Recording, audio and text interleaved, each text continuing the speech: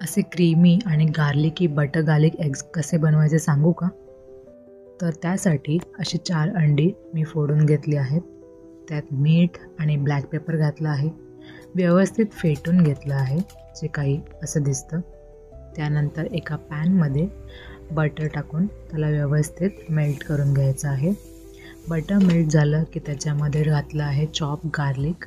Garlic थोडं roast करून घेतलं की ते काढून घ्यायचं आहे साईडला आणि त्याच पॅनमध्ये अंडं टाकायचं आहे.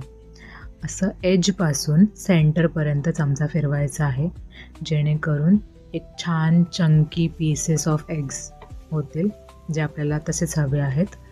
त्यानंतर ते काढून घ्यायचे आहेत आणि त्याच पॅनमध्ये परत बटर टाकून आपल्याला टाकायचं आहे मगाशी रोस्ट केलेला गार्लिक.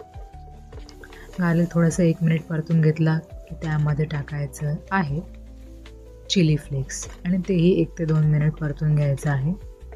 ते परतून झालं की त्यात आपण टाकणार आहोत थोडंसं पाणी आणि ते झाल्यानंतर त्यात आपण मिक्स करणार आहोत फ्रेश क्रीम.